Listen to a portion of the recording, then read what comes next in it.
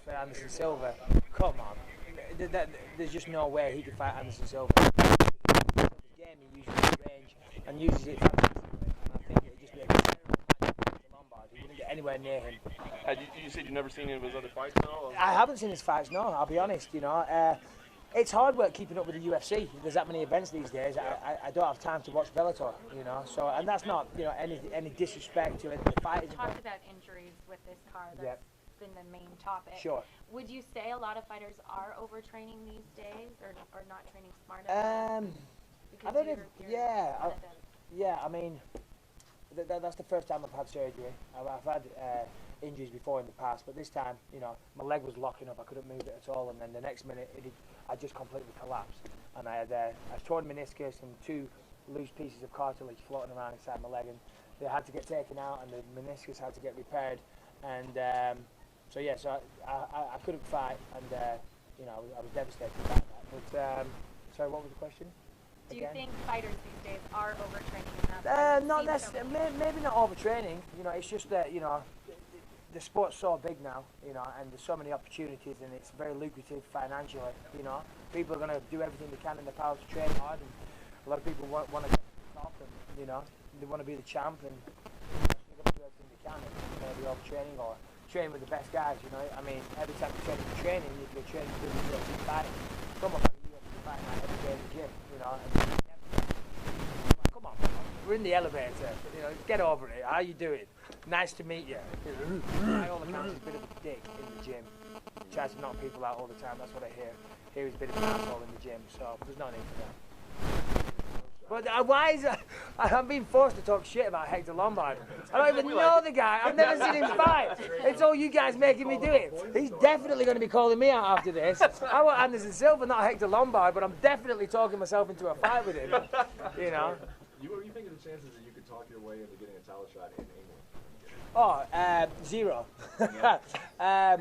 You know, that would be my dream to fight for the title. Yeah, you know, I mean, listen, the reason I got a title shot is my fault. You know, I've been in #1 contender matchups a couple of times, and I've lost 100%. 100%. There was, like I said, these pieces of cartilage that got taken out. They were about that big. You know, it's all insurance. You know, in the US, you know, it seems like that healthcare is a business. You know, and people encourage you to have surgery because obviously they want to get paid for doing the surgery. You know, in England it's completely different. You know, but I've never had someone offer do surgery on me in my life, and I'm like, I don't need surgery, but in this case I did. So maybe they did a little bit. So you've seen, you have a better handle on it than we do, but you know, Burrell, Lombard, a lot of their wins came outside of the UFC. Sure. How impressive are those win streaks?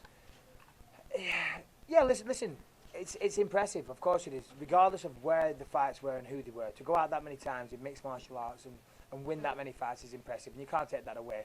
Obviously, guys in the UFC, we're going to say, oh yeah, but who were you fighting? But, you know, if you're being honest, of course, it's very, very impressive.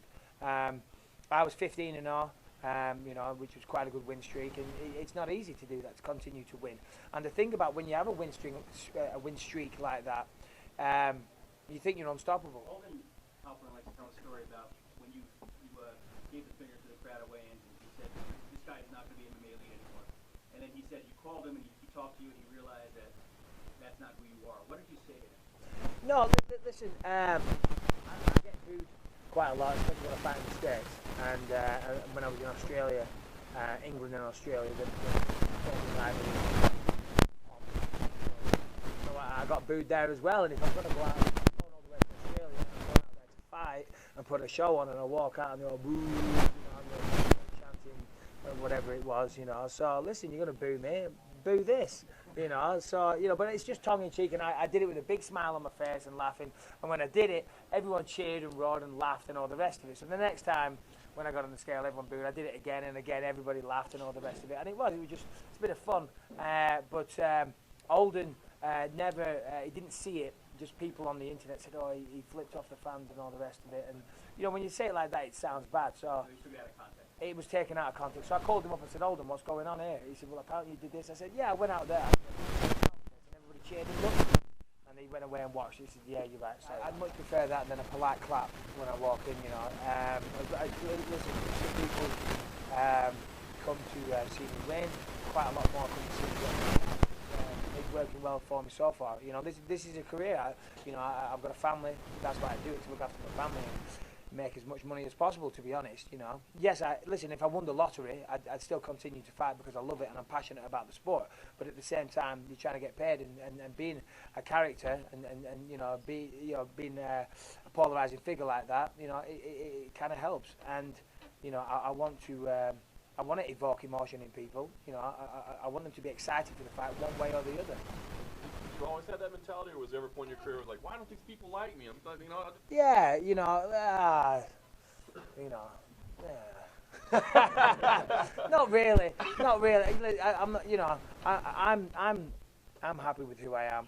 I treat everybody around me with respect. You know, you won't find fans that have bad interactions with me. You know, I always give everybody the time of day. I treat my family, my team, my training partners, my managers, and all this. I treat everybody around me with respect. You know, and as long as they're happy with me, you know, what a couple of idiots on the internet have to say about me doesn't really bother me. As long as the people closest to me are happy, then that's the main thing. Did you get robbed against Connor?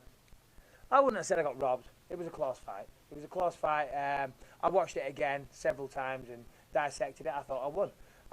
But it happens a lot. That's the nature of the beast. It's the way the sport goes. And fair play to Chael Sonnen. You know, he had a good third round. You know, he definitely won the third round. And I thought I got 1 and 2, but they were close. You know, it wasn't decisive, and he got the decision. Did you watch either of the Silva Sonnen fights and sort of look at, I guess, keys to beating Anderson Silva? Yeah, I mean, obviously, you know, you look at the way Chael Sonnen fought him, it's easy to say, oh, take him down and all the rest of it, but Chael Sonnen has a certain skill set, and that skill set isn't mine. You know, he was a fantastic wrestler, and, you know, I can wrestle a bit, but I'm not the wrestler Chael Sonnen is. So, whilst it's easy to say, oh, do what Chael did and take him down, not everybody can pull that off, you know. What I can do is I'm a much better striker than Chael Sonnen. I can mix it up better than he can, you know. He went out there, he had a dominant first round, and I think he got overconfident because it went so well. I'm assuming, you know, after the end of the first round, he thought, yeah, now I'm going to go out and stand with this guy. And it was the wrong thing to do. You have a better spinning back fist than... Well, exactly. That's why I said the comment about Dancing with the Stars, you know. I mean, he'd never thrown a spinning back fist in his life, and he tries to do it in a title fight against the best striker in the business and falls over, you know. So, yeah, he probably regrets that. Even though you don't have the same skill set as Chael, just the fact that someone has fought him closely now, does it make it kind of mortal? Yeah, of course, it makes him more human. But I'll be honest, every time I watch him fight, I think he always looks mortal, if you will. You know, he always looks beatable, but that's the good thing about a champion. You know, they find a way to win. You know, regardless of how bad the fight goes, how it ends is the important thing. And Anderson always comes out the winner. You know, and my hat's off to him for that. But yeah, I look at him and I see holes in his game. Of course, I'm pretty elusive. You know, I'm pretty hard to hit. You know, when I'm sparring, I spar a lot of people. I very, very rarely get hit. I seem to get hit in my fights though, so maybe I need to switch that around a bit. Maybe take more shots in sparring and less in the fight. But yeah, you know, I think I match up well, and I think what I can do is I can, you know, maybe compete with him on the feet and take him down when the opportunity's there. So I can mix it up maybe a little better than what Chael did. What do you think happens to the division if, hypothetically, Anderson says, I'm retiring? Good question. I mean, obviously it's wide open then, isn't it? I mean, there's a lot of guys. You know, it used to be the light heavyweight division was the one everybody talked about. Then it was the 170s or the other way around. The welterweight division where all the attention was in Matt Hughes' day. Then it was the light heavies. Now it seems all the talks around the middleweight division, and there's a lot of contenders. Obviously Anderson's up there and he's been there for years. But you know, there's myself, Chris Weidman, Brian Stan, Vitor Belfort, Mark Mute. The list goes on and on and on. Alan Belcher, you know. So if he was to retire, it'd be wide open for the taking, and it'd be very, very competitive. I think I match up well with all those guys I just said. You know, if I was to get the belt, I think I could hold on to it for quite a while. But obviously, you know, Anderson Silva has the belt and he's the man. You know, so no one's been able to take it off him yet. Would that be disappointing to you though if Anderson did retire and you didn't get? Yeah, but it'd be a cloud with a silver lining, though, wouldn't it?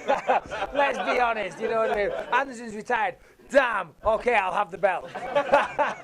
You know, let's be honest. You know, yeah. Listen, everybody wants to be that guy. You know, you want to be world champion. You want to beat the greatest and all the rest of it. But if you can be the champ by default, I'll take it. No. Listen, if you want to be the champ, you want to take it off the. You know, you want to take that belt. You want to take it. Yeah, of course. Anything?